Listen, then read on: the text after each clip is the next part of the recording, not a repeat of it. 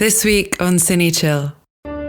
When you get older in life, you basically don't regret the things you did do, you regret the things you didn't do. We've got to be honest with ourselves, and there's certain things that we find are our natural talents. It's a bit like a blind date the first time you work with someone. You're walking on eggshells to a certain extent because you're sort of sussing each other out a little bit. Basically, this whole journey for me was all about self-discovery. That's really fundamentally why I do this. Throughout the whole history of cinema, it's always been very closely associated to what's possible technically. Every time I place a light, I'm learning something. People thought films were made by directors, that's what they thought. I had these figures in my career, these kind of male and female figures that saw something in me before I saw it in myself. Welcome to this week's episode of Cine Chill. On today's show, I'm joined by Ian Murray. Ian is a cinematographer who has worked for brands such as Amazon, Guinness, IKEA, to name a few. On the episode, we talk about how he got started, some of his philosophies in light, and his YouTube show, Set Notes. Enjoy the show. What was it that got you into filmmaking? Did you always want to do cinematography? What did that journey look like? Well, it's kind of interesting that I've ended up sort of lecturing on the subject of cinematic lighting or light, because I actually worked as a dispatch rider. When I was younger, I worked, I basically left school with not a lot of ambition. I was dyslexic at school, and I found I couldn't really see beyond the system. I couldn't see the benefit of it, and I lacked attention in the classes that probably would have kind of, got me into maybe a university at that time. So when I left school, I really didn't have any plans on any vocation or any further education, and I just sort of threw myself into the world of medial kind of work and had a variety of jobs. And it's when I actually just started dispatch riding. I dispatch rode in the city of London in the mid to late 80s, and I basically started having to get up at the crack of dawn and do like a full day's work. And particularly during the winter months, I'd go to work where it's dark, and I'd leave when it was dark, and I'd watch the whole arc of the sun and the light through the day. And I remember becoming very interested in how that light affected my mood, because you're completely exposed to the elements all day, and you're on your own as well. So there's no kind of social interaction. So you kind of it's almost like you're kind of doing a light study without realizing you're doing a light study. You just it's a weird sort of state to be in. I really enjoyed it because you're kind of moving around the city a little bit like a ghost, So you're kind of on your own, you're with the traffic, you're kind of moving in and out of lanes, and you're kind of dropping off packages to anonymous security guards. And so you have this kind of this sort of half-life sort of experience in London. And then for me, the thing that kept me kind of really interested and enjoying it. Firstly, I was exploring London, which is a fascinating city anyway. And I remember when I first started working, I had a map, and then within a year of working, I didn't even use a map because I knew the streets so well. And so that was one benefit. It's like kind of doing the knowledge as a taxi driver. But the other benefit for me was kind of watching the light change. And I started thinking then, deep down, I was kind of very affected by that emotionally. So it was quite a kind of sort of almost like a spiritual thing for me. And I felt I need to do something with light. And that was the first kind of light bulb that went off in my head. And then it was more down to the fact that I knew that I couldn't really work. At the time, I was quite a kind of insular person. And I thought it's probably good for me to work within a group. So that's when I decided to go from just working with light, which could have been just a fine artist, a painter, or a photographer. And I chose filmmaking because of the social aspect of it. And I had this... And I grew up with, watching a lot of movies when I was younger as well. So I always had an interest in cinema, but I think it was really light was a driving force. And then, I had kind of interested in, at one point I wanted to be an actor, and I was a terrible, horrible actor, so I knew that wasn't going to happen. And, I had these other little things skirting around cinema, but I think fundamentally it was my interest in light. And when that became a role that I understood you could do in cinema, then I was like, okay, this could be for me. And that really happened in the first year of college when I first went to film school, because at the time I'm really interested in music as well, and I thought, well, I could do sound, so it could have been sound, or I wanted something that was a craft. I think I knew myself well enough at that point to know that the craft is very important. It's something that you can build up over a period of your career. So I've always been interested in craft, and I've always been interested in light, and they were the two things that came together for me. When you went to film school, did you have in mind then that you want to work as a cinematographer, or did you want to do, I know you mentioned acting, or did you want to do directing, or was like, no, this is what I'm passionate about, this is what I think I can be good at? Yeah, for me, it was basically, I remember it so clearly. I actually did a thing called an access course. I wasn't very academic at school, and I'd left with literally no qualifications. I mean, I had nothing of any note. And then when I wanted to sort of enroll into sort of a university, film school or media university, I started realizing to my horror that there's basically, there were no courses that would accept a student with not a certain level of qualifications, and I fell way short of that. So I actually I got this book on, it was actually a book that was basically listed all of the film schools, all of the media film schools in the whole of the UK. And it was, a lot of them were kind of BEC2 recognised as well, the kind of industry union, which actually bizarrely doesn't seem to have that much importance now. But back then, when I started this process, it seemed like that was the only way to get into the film industry if you went to a union recognised course. So I started studying union recognised courses in the UK and how I could get into one of them. And it was kind of, at first, it seemed absolutely impossible because I simply didn't have the required sort of education for that. And then I discovered this course, which was actually what's called, back then it was called an access course, which was set up to basically help underprivileged people with underprivileged backgrounds get into university. And it was a 2-year course at Brixton, South London. And it's called Access to Film and Video. And that's when my life really changed, actually, because previous to that, I wasn't academic. I had no interest in study. As I mentioned, I really sort of squandered that opportunity, went into the real world of kind of working as a cab driver and as, a supervisor of Pizza Hut and working as a shop assistant at Marks and Spencer's and all of these kind of jobs that were not really vocational jobs for me. And then I went back, basically, I realised I had enough of a taste of life to know that without specialist training, then life can be quite a monotonous, tedious experience, So I realised then I started, and I'd say for anyone listening to this that they're trying to decide on what they want to do, it's like sometimes it does take time. It's like I wouldn't put too much pressure on yourself, but when you get a sense of something, like I did with that light, it's really important to follow that. It's really important to kind of like follow your heart, I suppose, is what I'm saying here. And so I had a sense that I really wanted this, and it didn't come out of anyone forcing me or anything in my environment or my peer group or anyone. It was basically just came out from really deep inside me, and it's just this interest with something, and it grew from that. And it started, as I say, of being an impossibility at first, and then when I looked into it, there was one chink of light, and that chink of light was just access to film and video. And the way I got onto that course was I actually got a Super 8 camera, and I actually made a film with my next door neighbour and one of my friends, and I made a short film. It was a quirky little film about a man who loses his passport and it's about a man that's getting stalked by someone, and you think this person's, going to attack him, and it's actually, he's trying to return his passport. And it was about, my friend was African as well, so it had a kind of themes of sort of alienation and immigration, all these sort of themes that it had around it. And I got a sort of soundtrack by, I was really into John Coltrane, who's a jazz saxophonist, and I had this kind of soundtrack by John Coltrane. And it came off as a really cool little art house kind of weird little film, and it was really kind of unintentional. It was just sort of, I was just doing what I thought would be right at the time, and luckily things came together, and it wasn't a horrendous piece of work. It was kind of, it had some charm, and so that got me into film school, really. That got me onto the Access to Film Video course. So they didn't ask you to, they didn't care about your previous qualifications. They didn't care about your school, history or anything.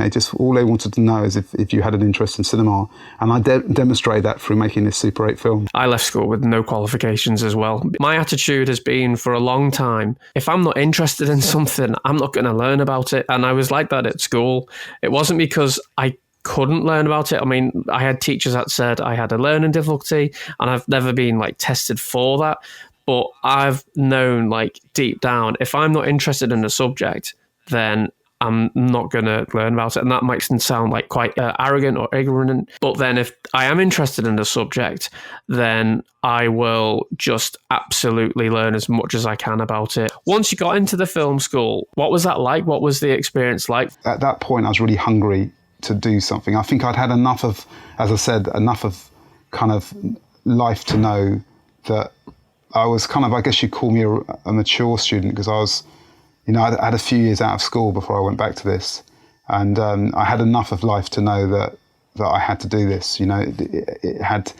I had like someone had lit a fire under me almost. That's what it felt like, and I was really eager to learn. So I basically had a completely different attitude, and I had 2 or 3. I remember sort of 3 really significant tutors at this course that really changed my life, and they basically took me from pretty much unacademic,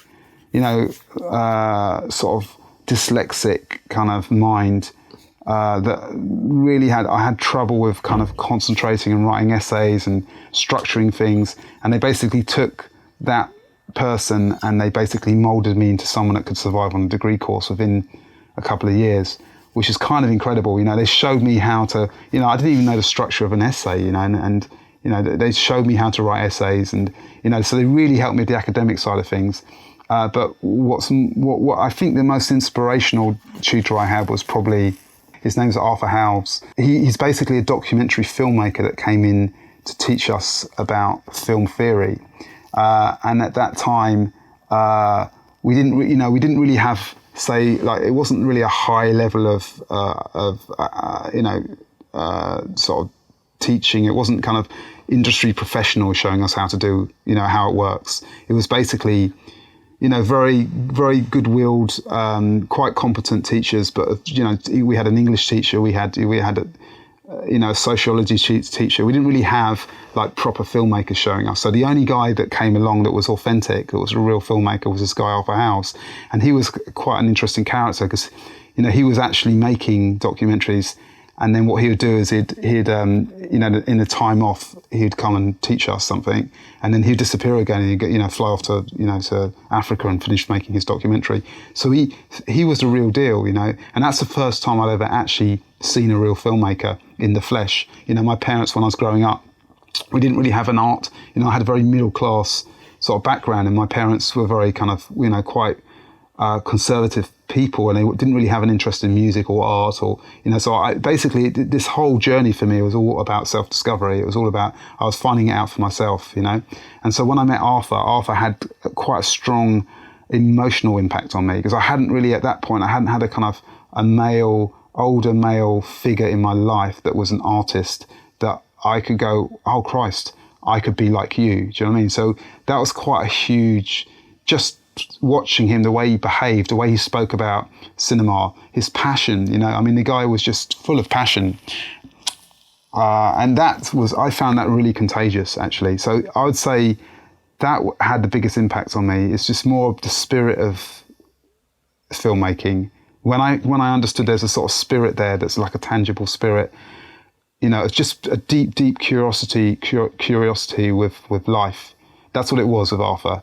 It's like he could have been a psychologist, he could have been, a newsman, he could have been a journalist, but he chose cinema, and he really loved that medium, and that really came across, and that for me was really contagious. Did you, when you were like a young child, did you watch many movies? Did you ever think this is something I'd like to do, but it just seemed, as I said, so distant, so far away? Yeah, I grew up I was a child of the 70s, I was born in 1967. I grew up around some really great cinema, but it was for adults. And I remember, have you heard of Gregory Crewdson, the photographer? No. Well, people often reference him in commercials because he does basically very, very cinematic, large format photography, art photography. And he did a famous book called Twilight that's really, really beautiful. it's kind of like the David Lynch of art house photographers almost, And his father was a psychologist, and he had a room downstairs where his patients would come for their treatment.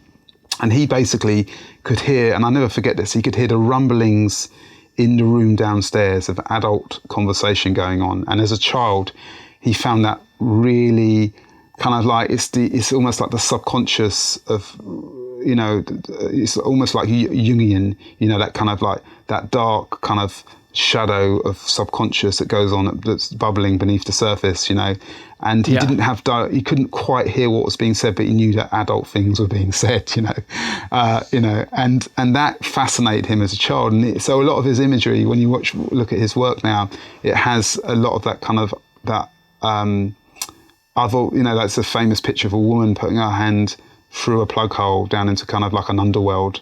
And his work has a lot of that kind of quality to it. So I remember, like as a child, when I was upstairs in my room and these 70s movies were going on downstairs and my parents were watching these movies, I had that similar kind of experience of knowing that, and occasionally I'd look through the gap in the door and see a little bit of a film that later, when the moment the 80s, mid-80s, late 80s came along and people had their own VHS, players, and we could actually start watching our own films in the privacy of our room, I had access to this kind of adult world of grown-up cinema, but I had those very early formative experiences of hearing soundtracks and seeing glimpses through the crack in the door.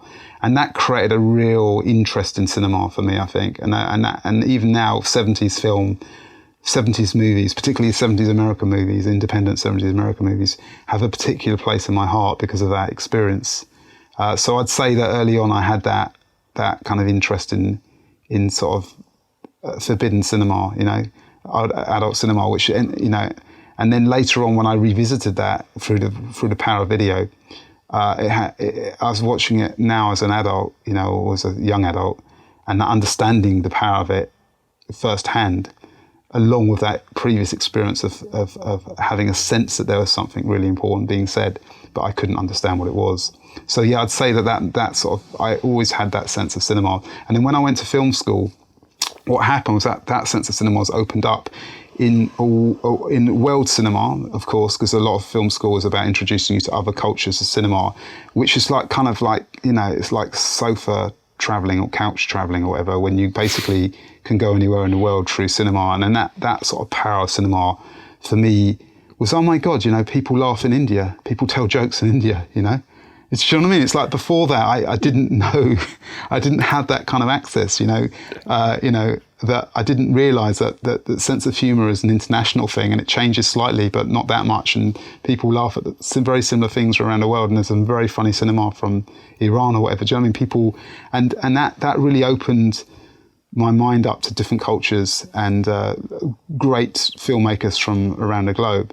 And the other thing that happened was Arthur Howes really, again, had this big impact on me. And he basically taught us about fiction cinema through documentary. So he was basically like, he knew that we all wanted to learn about Spike Lee and Martin Scorsese movies. And he said, well, if you really want to learn about these guys' movies, then you need to understand the cinematic tropes that they basically use in their films. And basically they're both very, very influenced by as every filmmaker is influenced by the history of documentary, So he basically introduced us to that, and that was really good education for me, because that was a proper filmmaker that had a deep understanding of cinema, drip feeding us with films that would have a big impact on us, and that felt to me like the best possible film course for me, was just that year, 2 years I spent with Arthur. My favourite decade for film, the late 70s, 80s. More recently, the change in a lot of the image in post, which, is apparent in a lot of Hollywood movies these days. The joke of teal and orange. Well, unfortunately, it's not a joke. Someone posted something recently. It was a video on the history of Bond and how bad the original James Bond films were lit. I prefer the old James Bond films, the way they were filmed and the way they looked, and they had this classic feel to them. And even though they were filmed, we're talking like 60s and 70s, for me, I think they look better than the highly polished films that are coming out now where the camera's always moving and don't have time to really look at the scene of what's going on. What's your thoughts on how cinematography has changed since you've been involved in it? Well, I actually have a lot to say on this subject, so I could really literally fill an hour's conversation easily just one question. I'll basically, I am going to be doing YouTube. I've just started a YouTube channel. I'm going to start doing some YouTube breakdowns of certain movements in cinematography. I've been doing these little talks to kind of formulate some of the ideas I've been and some of the practices I've been developing over the years, and I wanted to kind of feed that back to people and see if there's an uptake on that, and if I can kind of use that the knowledge I get from the feedback to kind of help the system develop further, or if there's people that are kind of other people that are interested in forming a community around it. So that's hence why I was doing the talks, and then I started realizing that there's one thing talking about like techniques, cinematographers love, we have a kind of nerdy technical side to us most often, and we love talking about lenses and cameras and lighting fixtures and stuff like that, and what kind of techniques we've learned along the way. But then I started realizing that that's one thing, but to basically bed that in something historic or some, like for example, one of the talks I was doing, I started talking about Baroque art and how that influenced me and how that led to certain looks that I'm trying to experiment with now. And I started realizing there's a real power. So there's one thing about being an artist and using tools and using your instinct and all of these things that we do. But I think there's, like earlier I said, the craft is really important to me. And I thought to progress with this and to kind of give it the respect it's due, the craft that is, I needed to understand a bit more about the history of it. So what I'm doing now at the moment, particularly during the lockdown, is I'm studying cinematography, and I've gone on this sort of journey with like basically looking at all of the films that are critically regarded as having good cinematography throughout the years, and sort of understanding them, having a deeper understanding of them. And what I hope to do is to circle back and bring that more into the talks and into some of the breakdowns I'm going to be doing on YouTube. So what I'm hoping to do in the future is when we go back to work, is I'll be using certain techniques on the productions I do, and then I'll be talking about those techniques like as a post-mortem, but also I'll be bringing in other influences, other kind of films that have influenced me to break it down further. So with that in mind, one of the things that I could just briefly talk about now is, in answer to your question, I'm fascinated by one of the things that drives cinematography, obviously, is technology. So the way films look, as you mentioned, when it's the transition from film to digital, for example, has a huge impact on how films look now. So, but that's always been a case in cinematography. It isn't just, that was one big step going from film to digital. But throughout the whole history of cinema, it's always been very closely associated to what's possible technically. Like when you had very early cinema, you basically had silent cinema, and then when sound came along, that had a huge impact on cinematography, particularly with regard to movement, and working with available light as well. When you went from black and white film stocks to color film stocks, and so all of these things were quite influenced. But the one area that I would say in modern sort of color cinematography that seemingly has the biggest impact was the evolution of lighting technology. So you started off very early on with films like, let's talk about sort of Citizen Kane, for example, which is, regarded as one of the best films ever made. And that was shot by a guy called Greg Toland. And at the time, all of the cinematographers back at that time were using these things called carbon arcs, which are these big, huge lights that have two carbons fusing that create a point source of light. And that creates a certain kind of look. And that was a very specular light that produced very, very clean, hard, sun-like shadows. And so that had a certain kind of graphic nature to it. And so the whole kind of film noir look grew out of that technology, and so if you look at Citizen Kane now, you'll look at, some of the shafts of light he's got and some of the graphicness of the frames is something to behold. It's like, it's so stunning now. And then we moved on in the 80s, the beginning of the 80s, suddenly we got this technology called HMI technology. So it went from the carbon arcs, and when carbon actually became too toxic to use on set, because the carbon fusing creates a lot of smoke and gas. And at some point they had to move away from that, and they started using tungsten fixtures. But tungsten fixtures never had that hardness to them. They had a softer look to them. So you'll see in cinematography that the look becomes slightly more tungsten and slightly more softer. And then what happens, HMI comes along in the 80s, and that's films like Poltergeist, that have that very kind of blue, cool light that's very, very HMI, very, it's a harder quality of light. And the reason why it looks harder on colour film is because actually the film was built from free colour free colour strips, basically. Well, it's actually 3 black and white layers that have filters in them and become 3 colour layers when you print them. But you have sort of, 3 3 black and white strips that are sensitive to certain colours. And the one that's the most, has the highest resolution in film is actually the green and the blue, and the red has the lowest resolution. So when you shoot with cooler light, with HMI light, it actually looks harder on film, and when you shoot with tungsten light, it actually looks softer because it's stimulating more of the red and less of the blue, if you see what I mean. So so the HMI had an impact, and it made things look very sharp and very kind of sort of cool and sort of futuristic. And then films like Blade Runner came along in the late 80s, and then the xenon light came along, which is that parallel beam shaft light, which was used throughout Blade Runner, and that had a completely unique look to it that we'd never seen before. And then that's the kind of the last analog sci-fi movie, and then another film that I think had a big impact on cinematography was the film Seven lit by Darius Khondji, and that basically was the first time I'd seen a lighting system that I'm really fascinated by, which I refer to as reductive precision lighting. And that's when he first started using Kinoflow lights, these fluorescent tube lights. I mean, they've been used on films before, like Barfly and stuff, which is another film worth noting.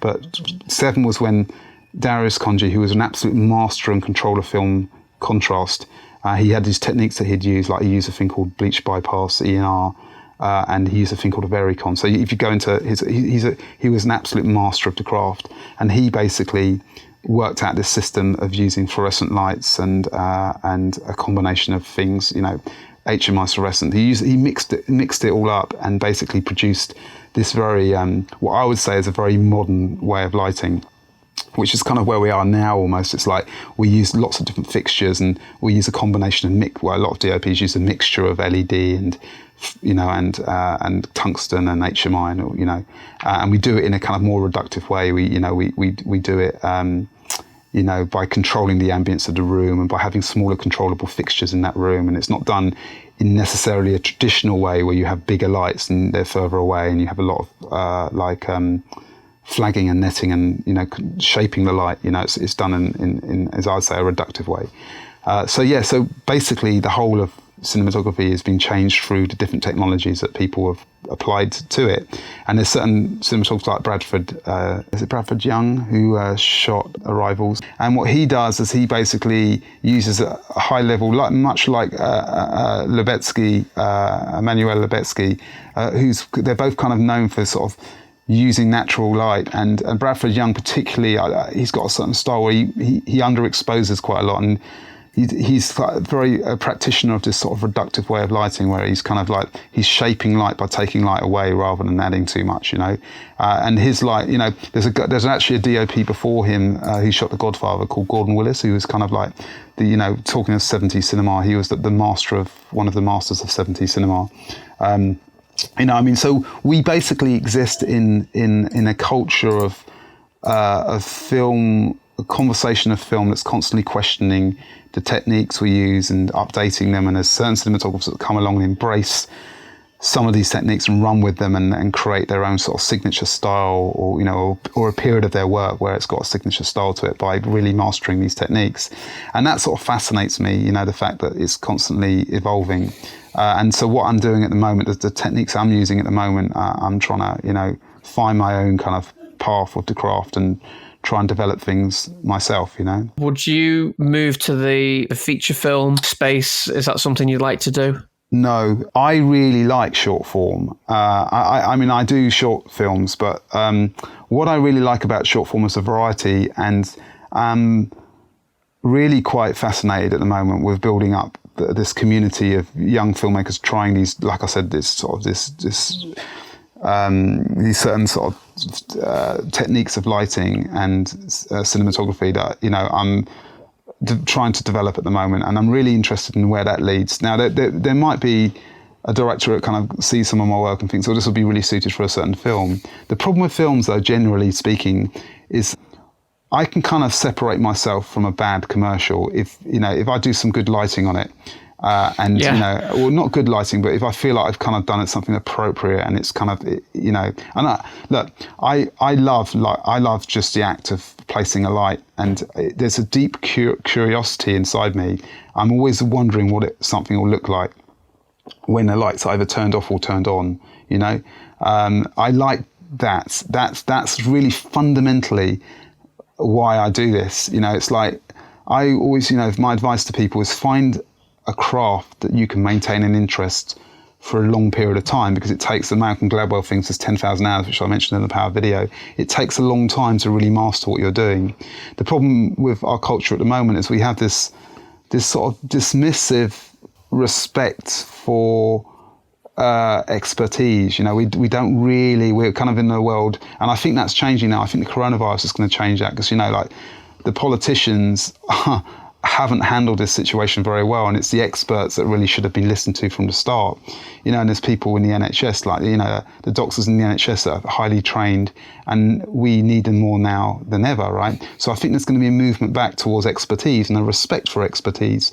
And that really appeals to me, because I think part of the problem with what's happened with our kind of culture around Instagram and social media is that we believe the marketing's more important than the actual content, and oftentimes it's proven to be true that if you market yourself really well, you can do really well without really giving the craft, and it's giving the craft respect, but also it's self-respect as well. You don't want to feel like an imposter. You want to basically know that you've done enough hours to really have mastered something, and that journey is the thing that is the exciting bit anyway. The journey to that point, and it's never ending. It's like I'm always, like I say, every time I place a light, I'm learning something, and it's always taken me by surprise.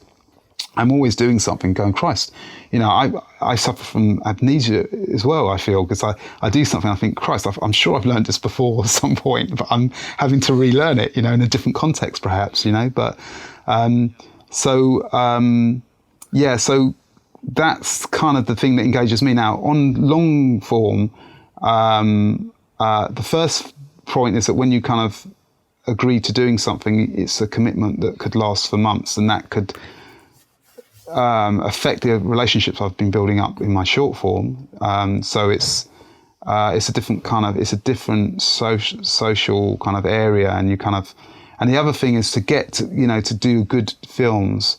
You have to sometimes, to start out, you have to have done a few not so good films, and I'm kind of not willing to do that. I'd much rather focus on trying to do the best short form stuff I can, and not go through that pain. I mean, if the right film comes along, if someone comes along with a script that I think I can, one of the questions I'm going to ask myself is, can I add something to this? Can I, with what I'm doing now, can I really add something to this? Do I like the story, and can I add something to that story? And will I be able to work well with the director? So there's a lot of questions I'd be asking myself.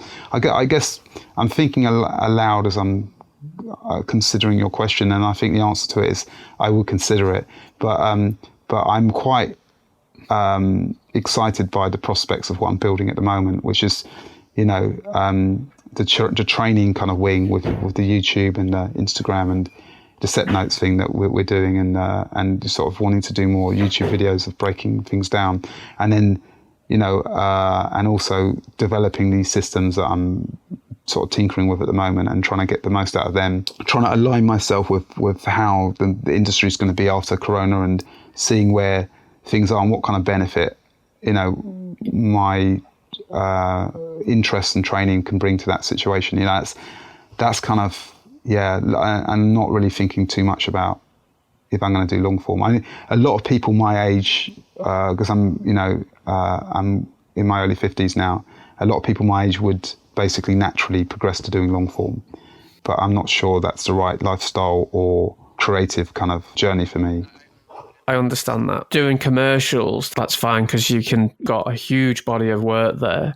But then if you made, say, a movie that looked great but wasn't a good movie, you're going to be associated with the movie. That's what, like, do you know what I mean? Yeah, that's right. But I really think like the YouTube stuff that you want to do, I think that will blow up for you, because I'm not just saying this because I'm talking to you now. The amount of people who were at the Power of Video that I spoke to, and they were like, out of all the talks, like yours is one of the favorites. I just wish they hadn't have cut it down. I mean, I remember you had all the slides and you were literally like, I don't know how many you had, but I think we probably only saw like 25% That's right. of them or something. I had over 100 slides, which is ridiculous. It just goes to show how amateur I am at this. But then that's what the YouTube channel will be allowing me to do.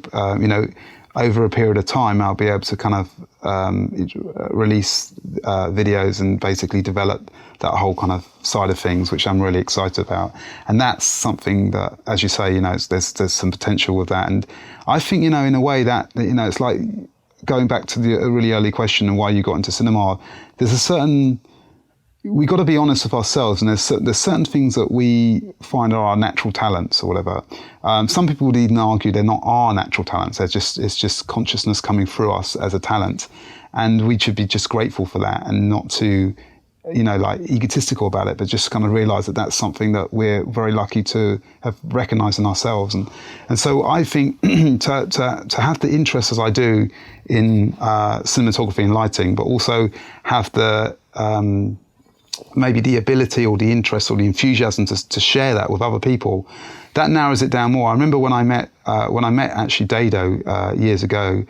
He's a big German man in stature and in influence. He's won several Oscars for his contributions to cinema, and he's a real character. I mean, he was a cinematographer for many years, and he went through like a world war and stuff as a cinematographer. So he has a huge history and a huge amount of experience. And now he's set up this empire of having the best cinematic optics pretty much in the industry, I think. When I first met him, they were doing a documentary on him, and they asked me to do an interview because I've used his lights over the years. I mean, we used them a lot for product shots early on, and then I started using them more generally. And that was a big kind of movement towards precision lighting, was really through using these small, very, very precise lights that were traditionally used for product shots, and then moving them into using them more generally. And that for me was the origins of the precision lighting kind of movement. I feel kind of like, it's happening now, and something that I'm personally wanting to explore.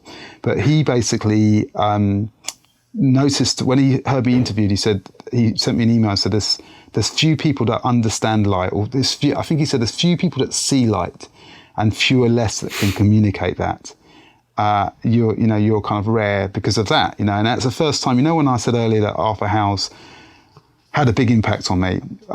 Well, I had these figures in my career, these kind of male and female figures that saw something in me before I saw it in myself, and I think one of the great things you can do as a teacher is you can basically, your students get seen by you for who they are, I remember is a beautiful thing a psychologist once said to me: being seen is a very, very potent thing. I had, when I was a child, there's a gardener that used to hang around with me, and he used to share his lunch with me, and he used to let me help him do the gardening. And that was a very powerful relationship for me, because he sort of saw me, not through the eyes of a parent would, but just basically this older guy who basically just enjoyed my company. Do you know what I mean?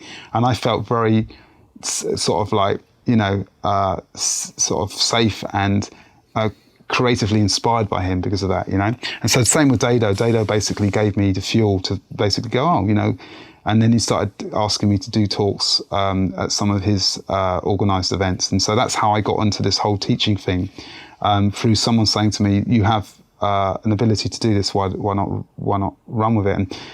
And that for me changed everything. And so now when it comes to going back to your previous question about long form, I think, well, you can only do so many things well in life. One of my maxims is like, do less better, and I'd rather focus on what I'm trying to do now, what's in front of me now, and try and do that really well. It's there's a dry stone walling. So they always say use a stone that's in your hand. You can hunt around for the perfect stone, but the perfect stone is the one in fact in your hand, you know. So that's what I'm thinking at the moment. It's like just develop what you're doing now, and see where that leads, and then, you know, take a view on it maybe in a few months or a year or so from now, and see where you are with it. So I've got an instinct towards moving in this direction with the teaching, and with the YouTube channel, with the Instagram, and you know, I just really fundamentally, I just want to stay relevant, you know, because as a slightly older DOP, I mean, that's why I want to work with young directors, because, you know, I jokingly say we have a kind of intergenerational film set, you know, because I work with a lot of 20-year-olds and 60-year-olds, you know, there's sort of very few in between, like the grip and the gaffers. Sometimes I work with are very old and they've got a huge amount of experience, but then I love a bunch of 20-year-olds on set as well, trainees. And, you know, we've got this sort of program now, this mentorship program where we have like trainees coming in and, you know, and basically learning about lighting. You know, so it's not just like a camera trainee where you learn about being a loader or being a focus puller, but an actual cinematography trainee where you actually focus on the lighting side of things more, which isn't a role that's really traditionally been on a film set before, but I'm really interested in trying to develop that.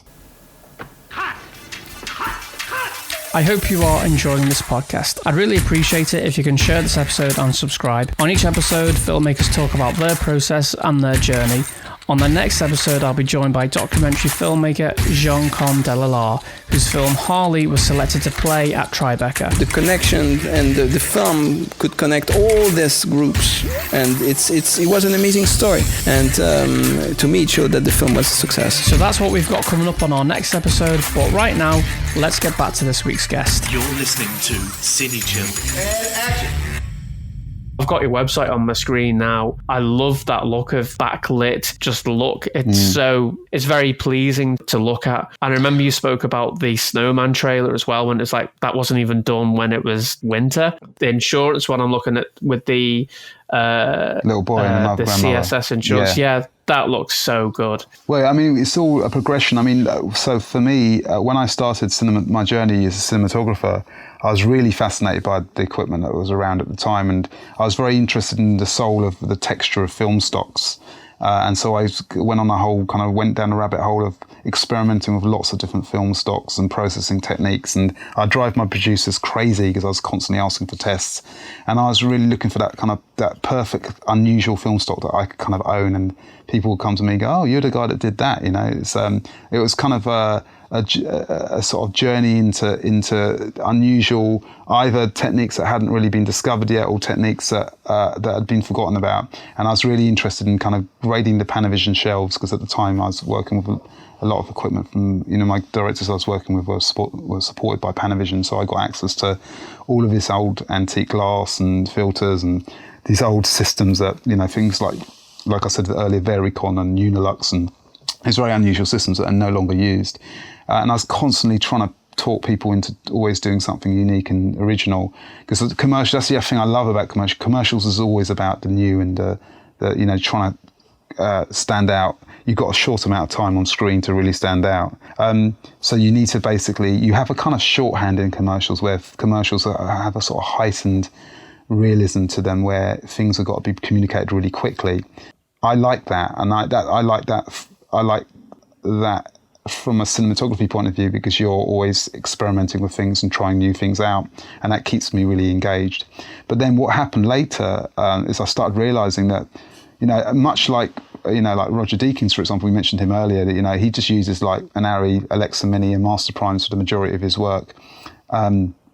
And he does it all in the lighting, you know. And I remember Nestor Almendros. I was reading, watching interviews and reading books on Nestor Almendros. I don't know if anyone who doesn't know who Nestor Almendros is should check him out. He did basically Terrence Malick's really early movie, Days of Heaven. And Days of Heaven was the first kind of movie that was all shot during the sort of iridescent evening and early morning lights, where it goes from kind of what they call magic hour, you know, that period of going from a sunset through to dusk. Yeah.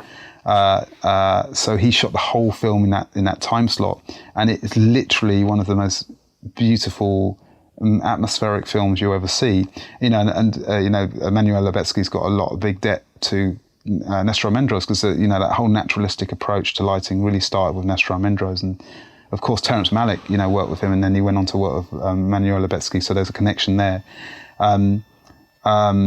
But so what I discovered with these cinematographers, some of the greats, like Vittorio Storaro as well, saying they all basically started doing it in the lighting. So they started off. Well, I started off trying to use all the latest, all different technologies, and thinking it's all about, how big the crane is, or all of this stuff, and then you start realizing that it's about seeing light. You start off as a technician, and you move from being a technician into being an artist, I think. And when you become an artist, it's when you master your tools. It's like, it's like, as I say, it's an apprenticeship. It's learning your craft, and you start off basically learning the craft through getting familiar with all the equipment that's out there, all the names of all the technology, and maybe you get a chance to work with some of it, and, you certainly should be aware of it, so if you need it or not, and then what happens is you go through this process of refining your tools and working out what really works for you. And as you go along, you shed stuff that no longer works for you, and you inherit stuff that's new technologies that can work for you. And it's that process, and during that process, hopefully, what should be happening is you should be getting more and more closer to the actual subject of storytelling and the subject of the actual lighting and creating atmosphere. And the tools should become secondary. And that's what happened with, going back to Nestor Almendros, he never used any diffusion on the camera, famously. He just used the lenses, same as Roger Deakins. Neither of them use diffusion, filtration on the camera. They do it all in the lighting. If they want something to look soft, they make the light soft. They don't try and diffuse it in the camera, right? And I found that fascinating, because I was fascinated with filters at the time, because I remember one of the first jobs I was a trainee on was a guy called, his name was Paul Wheeler, and he's written many books on cinematography, and I was his trainee for a couple of jobs, and he had this big box of filters, and it was my job to clean his filters at one point. And I was just fascinated with this box of filters. I used to literally go home and dream at night about this filter box and how one day I'd have a filter box like that. It was like going through fine jewels, It's like going through, you imagine if you're someone lets you, one of the, sort of aristocracy lets you go through their jewel collection or something. That's what it felt like to me, So I started collecting loads of filters and getting interested in filters and going to Panavision and trying all these filters out and all of that. And then I realised later on, my journey was, like I said, I realised that it was more about the lighting, That's the thing that controls the image to the greatest extent. Of course, glass has an effect and the cameras have an effect, but nowhere near as much as people might think, I can shoot something on an iPhone, or, good cinematographer will be able to shoot something on an iPhone. If it's lit effectively, then it's going to look great, As you proved as well with your recent challenge you did on Instagram, I looked on the hashtag and, oh my God, there were so many amazing photos taken on a cell phone. I know, weren't they great? Yeah. And the selection that you put out there of the ones that, you like the best, I was like, these can't have been shot on an iPhone. No. No, it begs belief, doesn't it? I mean, there you go. So the technology now is so, like we spoke about earlier, the barriers to entry now with the new technologies. It's not about the technology so much anymore. It's about, I was speaking to a photographer the other day, an old friend of mine who's been a commercial photographer most of his life, And I remember when I used to hang around in Soho with him when we were younger, he always used to have a Nikon DSLR, not DSLR, back then it was film, Nikon SLR around his neck, and had this big chunky camera and a big lens on it. And nowadays he just basically shoots everything with an iPhone, because he says that's a new movement in photography as far as he's concerned, because it's not about necessarily that technology, it's about developing your eye, and you don't necessarily need the most advanced tools for that.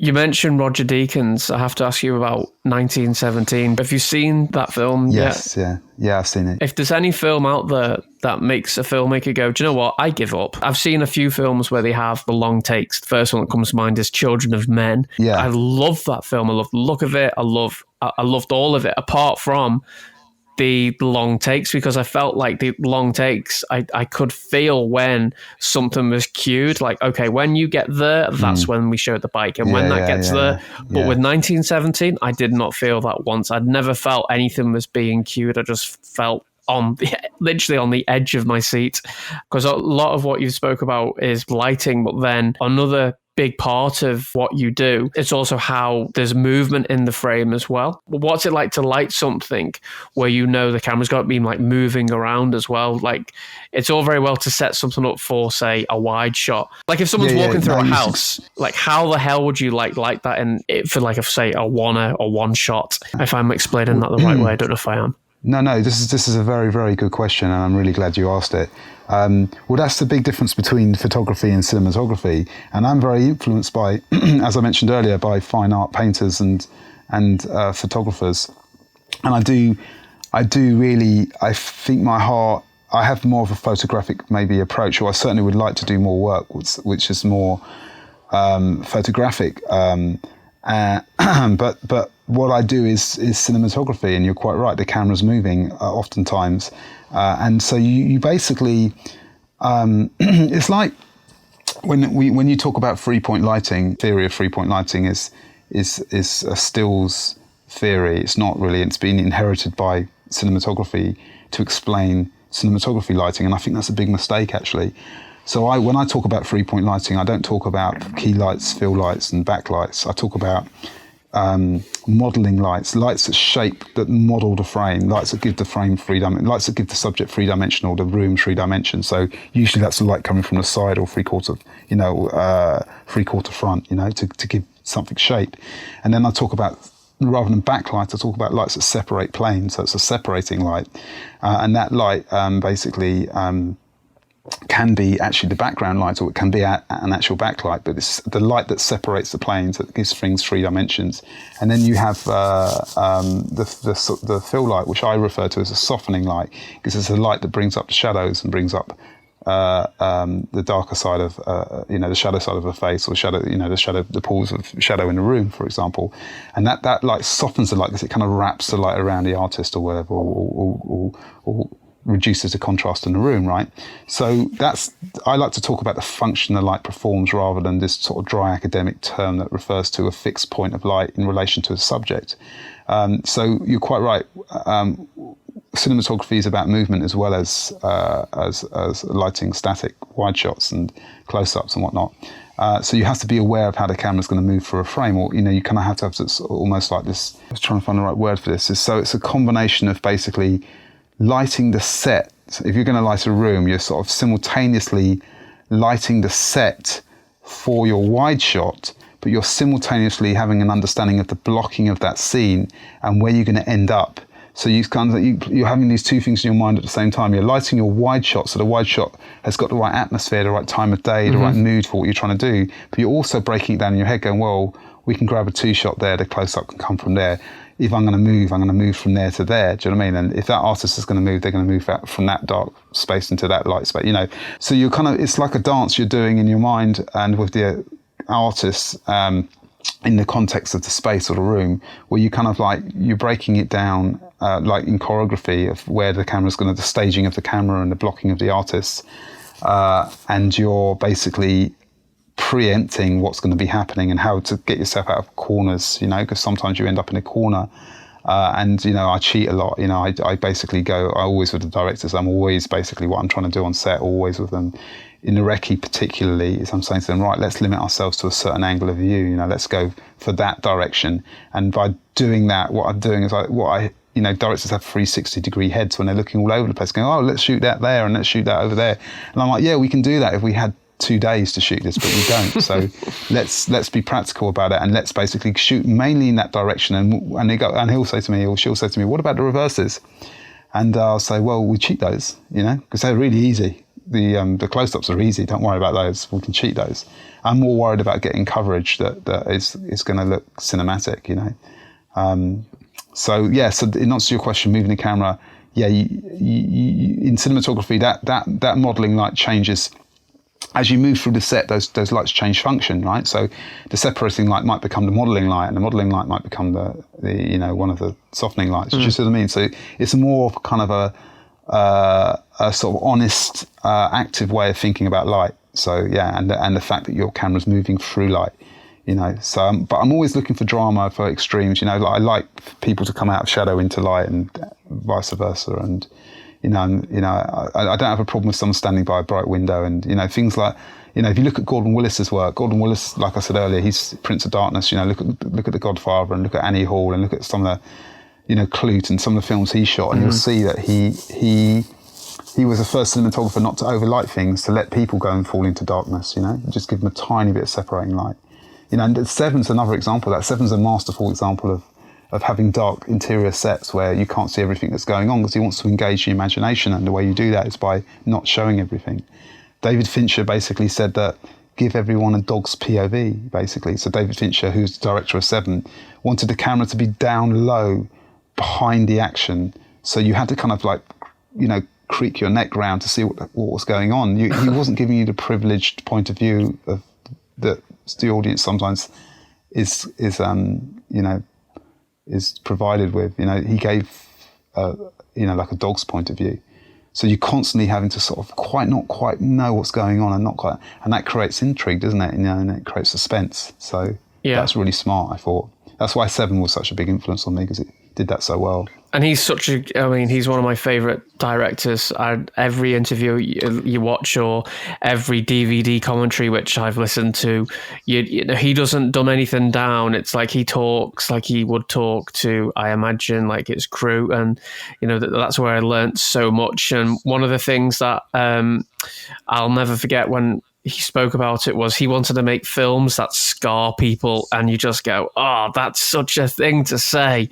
Like, you get other directors who are all kind of fluffy and, it's such a lovely experience. And then his film's like, no, I want you to be scarred when you watch this movie. I want you to, it to stick with you. But he started his film career with Alien 3. Don't think it did very well. I know he's distanced himself completely from it. And I remember he was chatting to Ed Norton on this commentary about debut films, because Edward Norton was about to direct this film, and he was saying to him, I'm not sure if I want to do this because I'm not sure about the script. And Fincher just said to him, look, did you think I wanted to do Alien 3?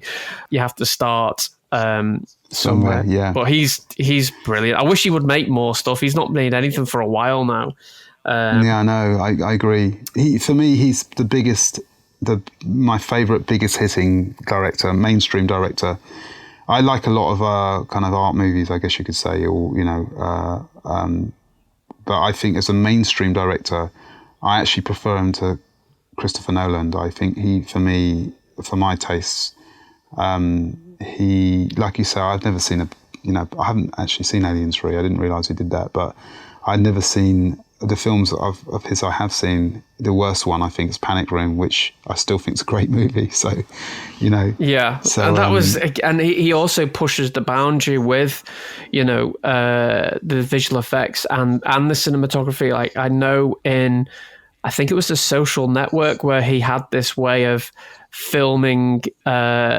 He would use like 3 of like different takes, and he would composite. He would composite into like one shot, and very things like that. When it was, say, he get the actor's performance who was on half of the screen, and he didn't like the actor's performance who was like on the other half of the screen, so he would just literally split it and then like rearrange time and stuff like that, which gets into the whole kind of visual effects aspect of things.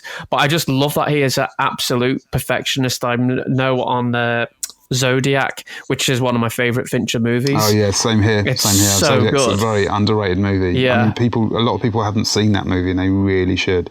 It's a tour de force, Zodiac. It really is. It's an amazing movie. There's a sequence in it, and it's in the behind the scenes where, Fincher's notorious for doing multiple takes, and it was just a very quick shot of a folder landing inside of the car, like landing on the car chair, and he made them do it like 50 times because he knew exactly how he wanted that folder to land on the car seat. And you just mentioned Christopher Nolan. I think the star of Christopher Nolan's Batman movies was Wally Pfister. Yeah. That partnership between a director and the cinematographer. Do you find you work with the same people quite often, or do you like to work with different people? Yeah, you see, you're asking really all good questions. So yeah, in relationship to the relationship the director of photography has with the director, I think there's 2 kinds of relationships that can be formed. There's the relationship with a director that is kind of like just for that job, because the director believes that the DOP is right for that job. And there's a relationship that's formed where the director basically wants to build a body of work with a DOP, and they're basically knowing that the second experience, once you've kind of, because the first, it's a bit like a blind date, the first time you work with someone, you know, there's a bit of, you know, you're walking on eggshells to a certain extent, because you're sort of sussing each other out a little bit, and you're working out what the limitations are with communication and with kind of the sort of your creative approach, and what technologies that the director likes. You know, sometimes they really like to have control of the lens, the optics, and other times they want your input, you know. And it's knowing when to sort of stand your ground with them, and when to kind of compromise, you know, photographically. So you're learning all about the first time you work with them, I think. So I personally prefer working with directors over a body of work, because I find that I relax more around the second time I work with them. If they've appreciated the work I've done before, I feel a bit more confident about what I'm doing, because I have that kind of history with them, you know. And I think that they get more out of me the more they work with me. So yeah, that I like building relationships with directors over a period of time. And then, you know, the relationship can go stale. If we work together too much, then the relationship can go stale. You become a little bit, not lazy perhaps, but, you know, you become a bit too familiar, you know. And there is good, it is important sometimes to have a certain level of tension on a film set, you know, so people focus, you know. I mean, I remember once when I worked as a focus puller, the first time I did a commercial as a focus puller, I didn't understand when you do commercials, because I came through music videos as a focus puller, and the first time I did a commercial, it had a different pace to it, and I took my eye off the ball because I wasn't used to staying focused at a seemingly more relaxed pace, you know, when in fact what was happening is it was the same level of focus required, but it wasn't physically running around London or whatever, it was just being in the studio. So yeah, I think having a level of tension between you and the director is not a bad thing, you know, to keep you focused, to keep you sharp. But I certainly think that I prefer to work with directors more than once. Finally, because I want to start to wrap things up, if you can briefly give me some advice. So what's the best advice that you could give to someone who wants to start out in cinematography? Well, I'd say question your reasons for wanting to do it. So if your reason to become a cinematographer is that you hear that it's a really nice lifestyle and it's kind of it's glamorous, then you're probably wrong about that, because it's not actually. It can be very hard work, and there's aspects of it that can be quite glamorous. I mean, maybe not so much now after coronavirus, because I used to travel around the world quite a lot. That's probably going to change now. And I'd say, for me, the most authentic reason to do something is because you're fascinated by the craft of it.